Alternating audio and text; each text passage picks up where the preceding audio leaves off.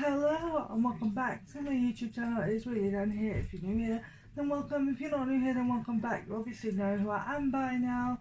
But for today's video, obviously in the UK it is like dismally bad outside. Like it is so like, well, it was sunny and then it was rainy, and yeah, just not very good outside if you're in the UK at the moment. So for today's video, I thought I would do assumptions about my relationship, because there has been a fair few. I mean, we've been together for 3.5 years, and some of the assumptions I get are really hilariously funny, like really funny. So I thought I'd actually address a few of these because I've had them for quite a while, and I just thought it'd make a fun video. Seems that we can't really go out because it's pissing down with rain, and well, Dan's at work, so I just thought I'd make a nice video for you. But as you can see, we've actually got like a fake fire behind me, because all about the aesthetic, you know what I'm saying. But yeah, so without further ado, without any more blah blah blah, let's get into this video. And if you do like this video, then please subscribe down below, like and leave a comment, and I'll try and get back to you as soon as I can. But where to start with these assumptions though, really? Some of them are like really funny. Some of these assumptions are absolutely hilariously funny. So I'm just deciding which one to start with, but that's a good one to start with actually. The first one that I'm going to start with, this one's fun. The first assumption I'm going to start with is the fact that people say that your fiance has to do everything for you. No, he really doesn't. My fiance at the moment actually doesn't live here. There you go. She had to get in on that. That is definitely staying in. She had to get in on that. Oh my god. Right. Calm down. Oh my god. Right. I can't even go with. Compose yourself. Well, that is definitely staying in on the edit. That is so funny. I can't even concentrate anymore. Right, where was I? I can't even concentrate anymore. But the first assumption is, where was I? Yeah, that was where I was. That my fiance actually has to do everything for you. Definitely not at the moment. Obviously, we don't live together. But there will become a point when he has to help a lot more than he already is. So obviously at the moment he just helps with shoes, coats, putting shoes on, putting coats on. If he stays here during the night and I wake up and I need meds, which is very rare, obviously he knows where all they are. And my family, well, they've told him he can give me meds, but I don't really take those. But at the moment he doesn't really help, because I have carers in the morning and carers at night, so even my family don't do that apart from during the day. But when we live together, like it's not, he will have to learn how to help take me to the bathroom, and he will have to learn to like shower me and wash me, just in case anything happens with my care or whatever. When we live together, he will need to learn how to do that. But we have had a discussion where obviously he doesn't mind doing that. It's just part of being with somebody that's a little less able than he is. But he doesn't have to do everything. If he had to do everything, he wouldn't even be going to work. So even my family don't do everything. Like, they don't do everything. Like, I still have the top of my body still works, so I can still clean. Like, the areas I get to, I clean. So, you know, the top of the drawers, the bed, everywhere I can reach I just clean myself. So at the moment he doesn't help, but I'm not going to lie and say he won't need to help, because he will, but he doesn't have to do everything, because that's what we have care staff for. That's what they're there for, that's what they get paid for, and that's what they do. So no, he definitely doesn't have to do everything. Definitely not. I still can't get over what my sister did. Right. Assumption number 2, and this one was really funny. This one, when we first got together, this was a massive, massive thing. When we first got together, obviously not my family, so if any of my family watch this, this isn't in conjunction with my family. Actually, they were very supportive.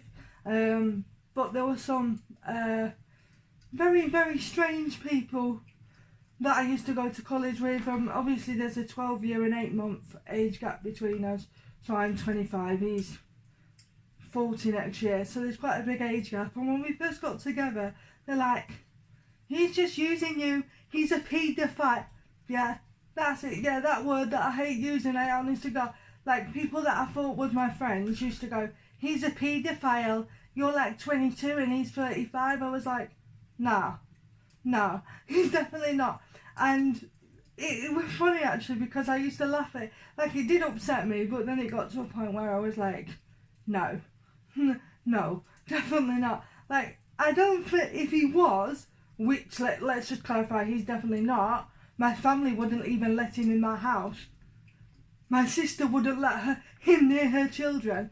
So he's definitely not. Like, that one just baffles my head. Like, just because someone's a lot older than you doesn't automatically make them a paedophile, as they put it. But it was just, I don't know what to say to that one. Like, but it was one I got a lot. It was one that I got quite a lot. But yeah, I don't even know what to say to that one. What do you say to that? What do you say to that? You know, so, I don't know what you say to that one. But yeah, my family never used to say that. They was always very supportive, but like, people I thought was my friends used to actually inbox me and phone me and tell me that my now fiance was a, as they put it, paedophile, which he's definitely not. He never has been, never will be. He's the most gentle soul you'll ever see. But at the start of it, it used to really upset me, and I was like, why would you call somebody that?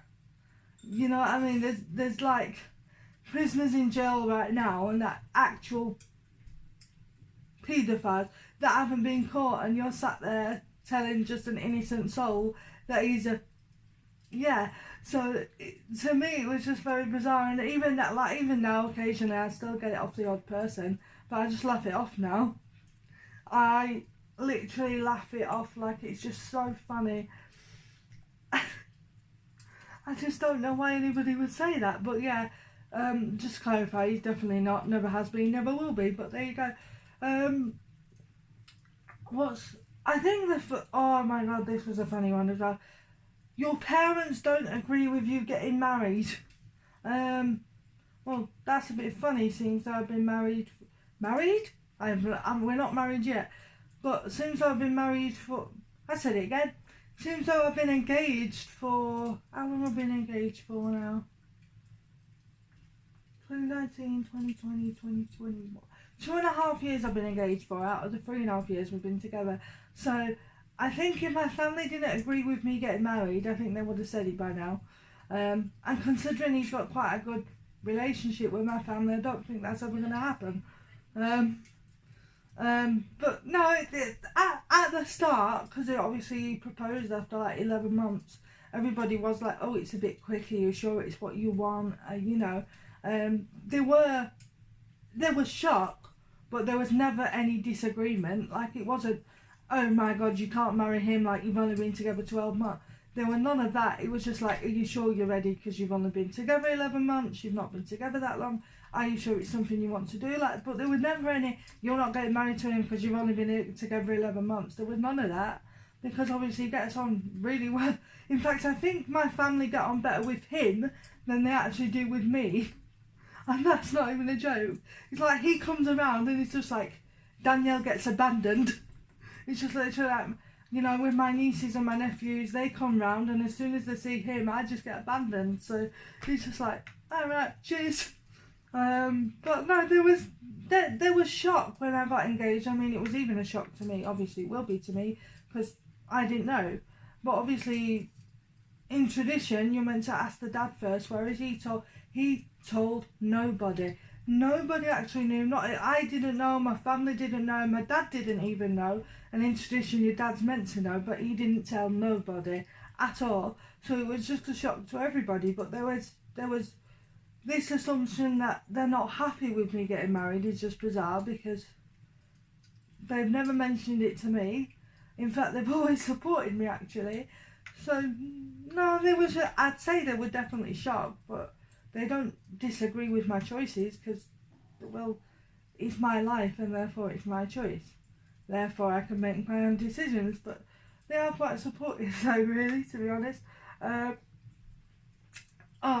And right, now I'm really exposing myself here, because this one I didn't really want to address, but I get it so many times. I even had it in the middle of my local town centre where somebody just yelled it across the street.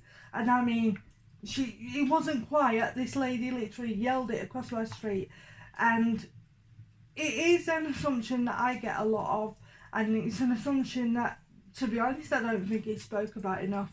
I really don't, because I don't know where, to be honest, this just doesn't happen to me. It happens to 99% of the disabled people I know get asked this question, and it's an assumption that to me is very bizarre.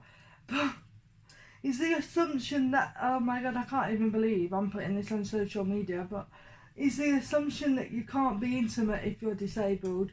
And it's just,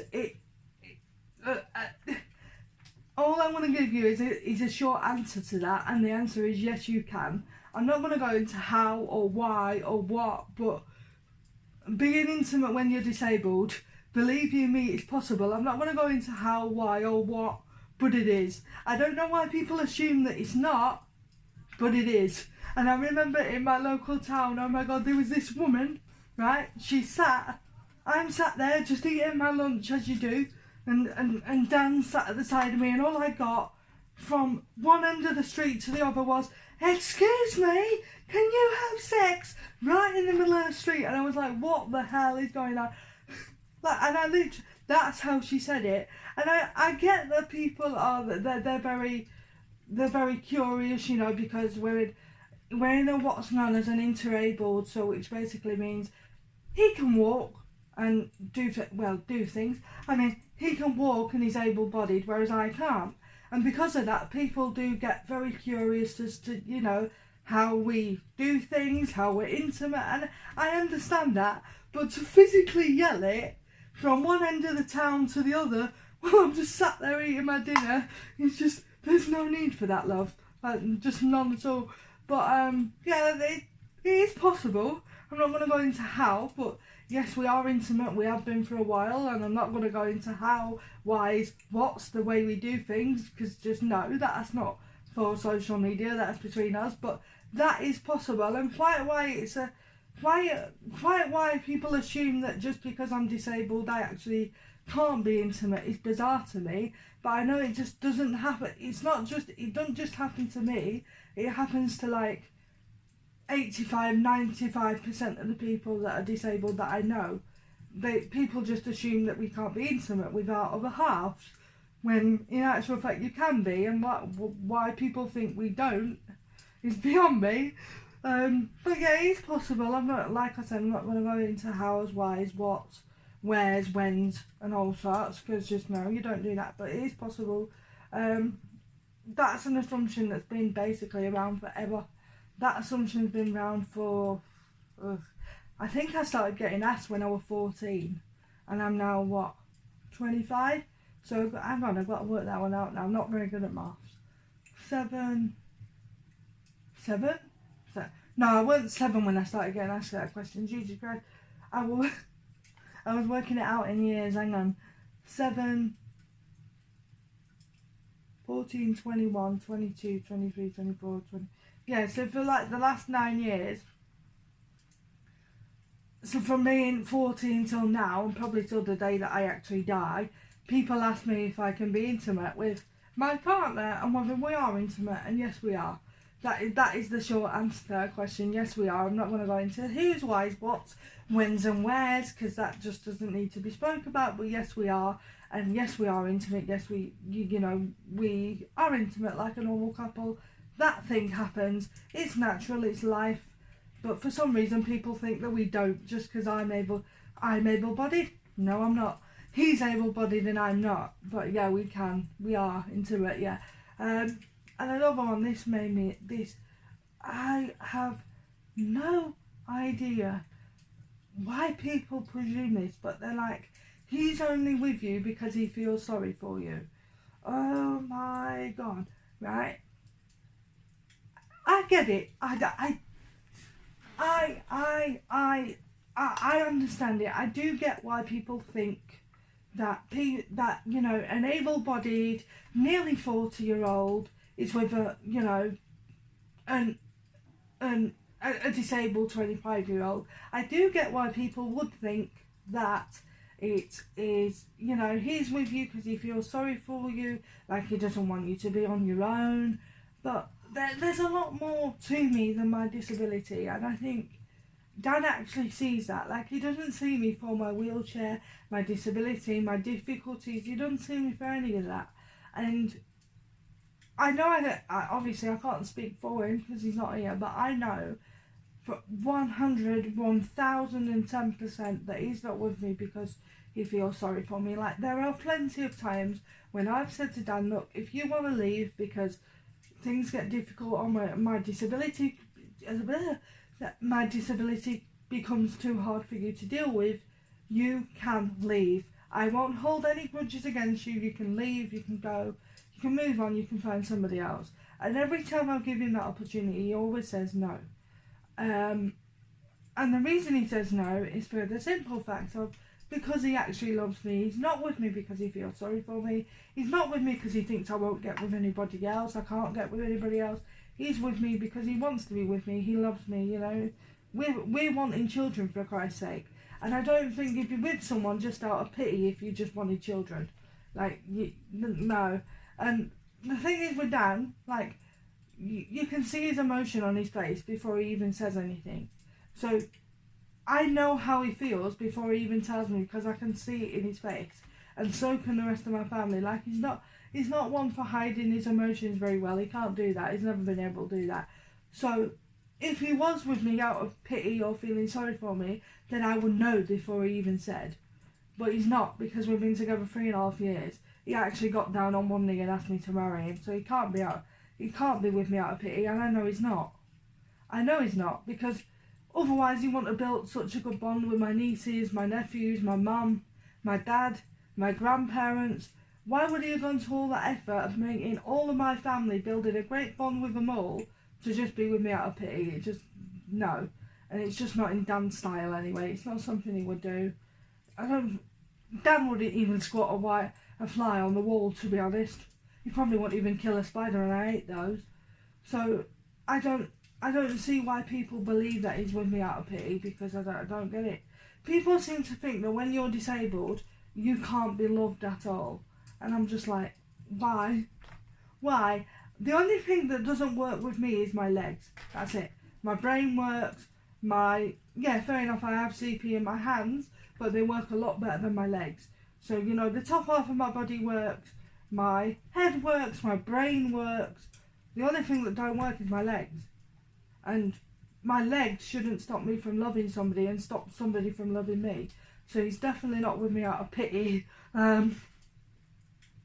Definitely not. I think if he was, he'd have gone by now, and he hasn't. He's actually got down on one knee. We've actually discussed moving out, and we've discussed having children as well. So he actually does see a future with me. He's not with me out of pity. And why people would think that just because I'm in a chair, he's with me out of pity is beyond me. I don't get it. I really don't. And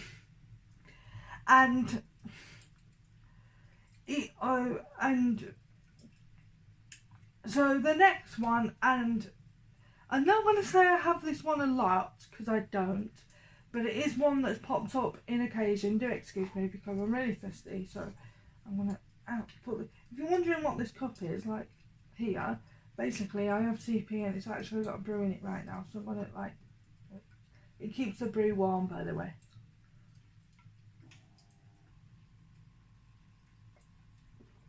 Oh, well that's nice and warm now.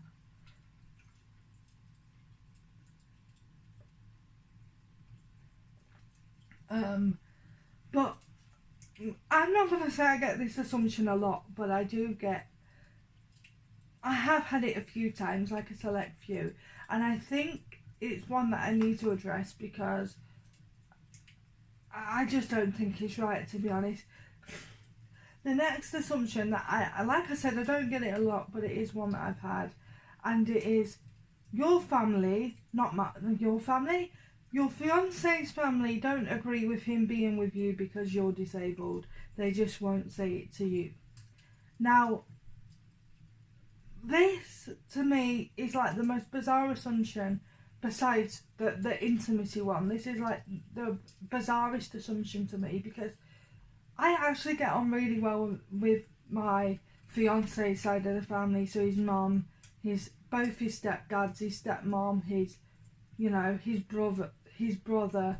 I actually got on really well with his family, and they actually buy me birthday presents, they buy me Christmas presents, they ask how I am. If, Dan sees them and I'm not there, they ask how I am. They always, I speak to my stepmother-in-law basically near enough on a weekly basis, if not fortnightly.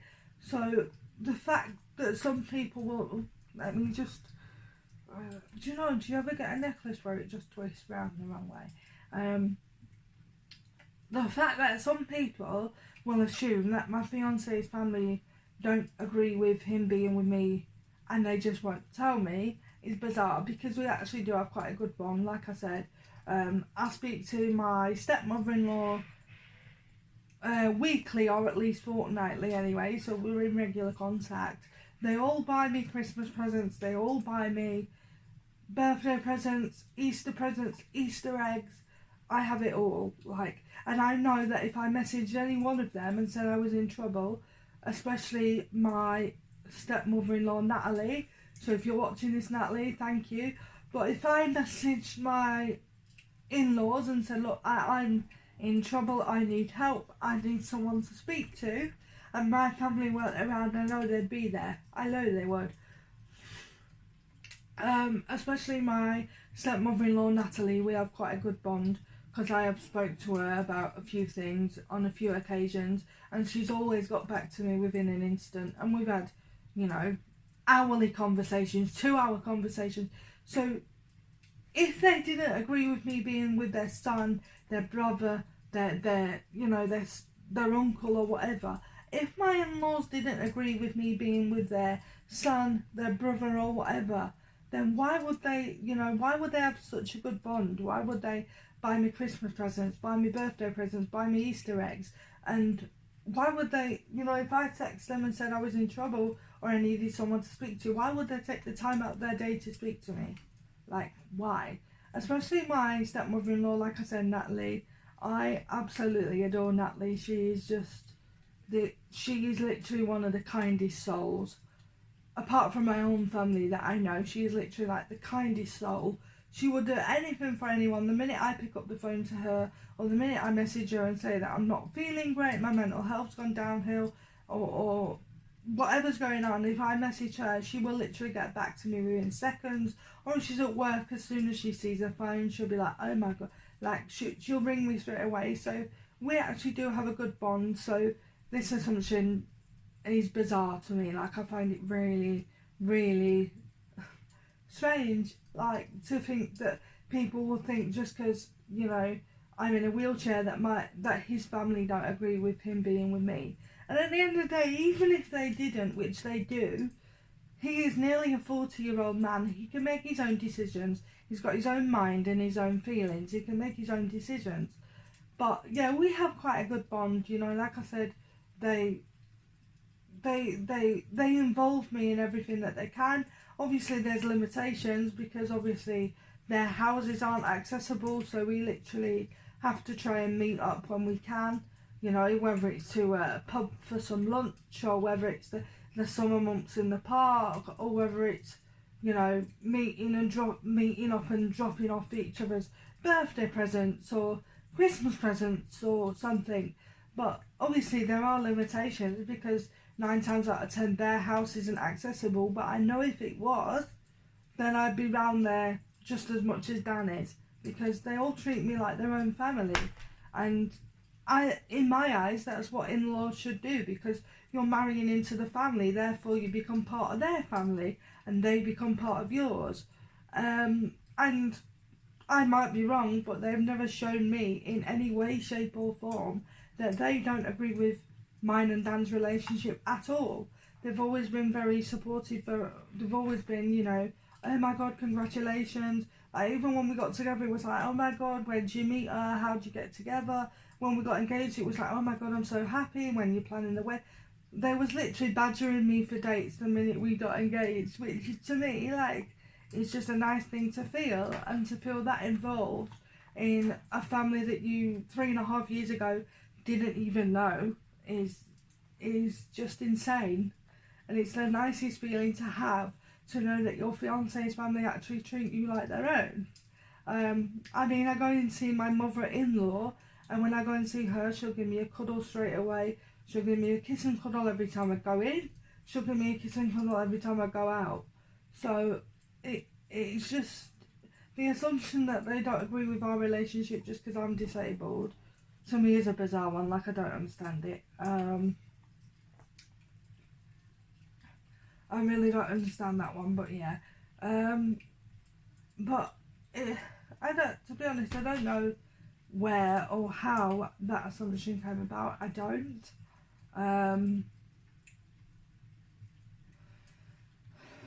But yeah, people assume things, and it's just not. It's not true, to be honest. It's really not. Oh, that is just. Oh, I'm waiting on comfort here. But yeah, I think there is a lot of assumptions, and I could make a video like this all day long, and it would last about 3, 4, maybe even 5 hours. But if you want me to carry on doing these videos where I answer like 3, maybe 4 or 5 of your assumptions, if you want me to make this a series, do let me know, and I will do. This can become a series if you want it to be. But for now, I'm going to leave this video here, otherwise we could go on forever. And I hope you enjoyed the rest of your day. I hope you enjoyed this video. And if you did, please smash the like button, smash the subscribe button, and I will see you in the next video. Love you. Bye.